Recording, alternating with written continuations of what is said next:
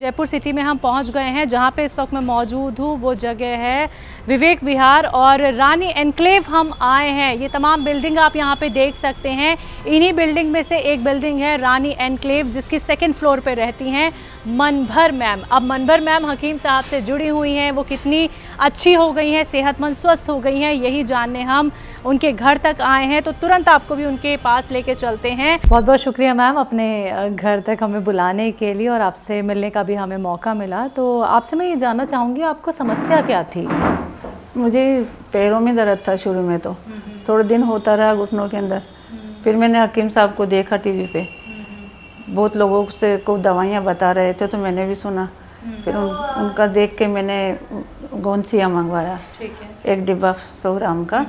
फिर वो मैंने खाया, वो मेरे उससे मेरे फायदा है। अच्छा, ये दर्द कब से था आपको? ये साल भर तक रहा। फिर उसके बाद फिर मैंने टीवी में देख के फिर गोंसिया मंगा लिया। अच्छा अच्छा, 5-6 साल हो गए मुझे देखते हुए। तो दर्द होने के साल भर बाद फिर मैंने गोंसिया मंगाया।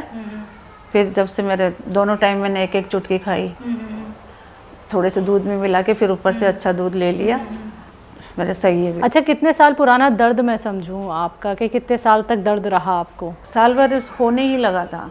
तो मैंने शुरू में ही ले लिया था, फिर मेरा दर्द नहीं हुआ। ठीक है, तो हकीम साहब के बारे में किसी ने बताया था आपको? नहीं, टीवी में ही देखा था मैंने। तो एक बार टीवी चलाया तो उसमें प्रोग्राम आ रहा था, तो मैंने काफ़ी टाइम तक देखा उसको। 6 महीने तक कम से कम उस प्रोग्राम को देखा। फिर कईयों से सुना भी कि हाँ हमारे फ़ायदा है, हमारे फ़ायदा है। तो उससे फ़ायदा सुन के और फिर मैंने भी दवा ले ली, तो मेरे भी फ़ायदा हो गया। आपको जो दर्द की परेशानी थी, तो ये हल्की फुल्की ही परेशानी थी? हल्की थी, तभी मैंने ध्यान दे लिया। अच्छा, तुरंत ध्यान दे दिया था। तो यानी हकीम साहब से पहले आपने कोई दवाई नहीं खाई है? दर्द भी नहीं हुआ था और दवा खाई भी नहीं थी। तो मैम हमारे परिवार से जुड़ के कैसा लग रहा है? आपका अनुभव कैसा चल रहा है? ऐसा लग रहा है हकीम साहब से बात करने।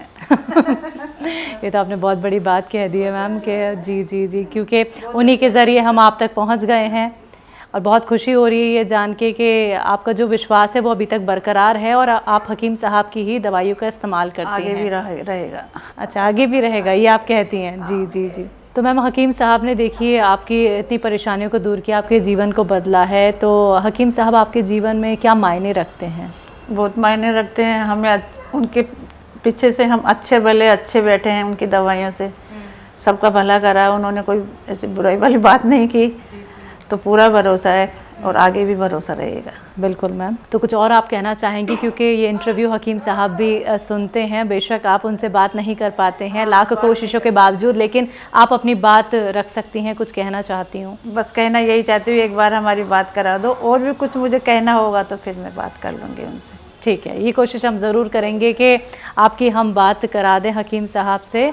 तो बहुत बहुत शुक्रिया मैम, आप हमारे साथ जुड़ी और इतना विश्वास आपने हमारे ऊपर रखा, क्योंकि आप हमारे लिए एक परिवार का सदस्य हैं और हम तो यही चाहते हैं कि आप लोग ऐसे ही सेहतमंद रहें, स्वस्थ रहें। बहुत बहुत शुक्रिया मैम अपना वक्त देने के लिए।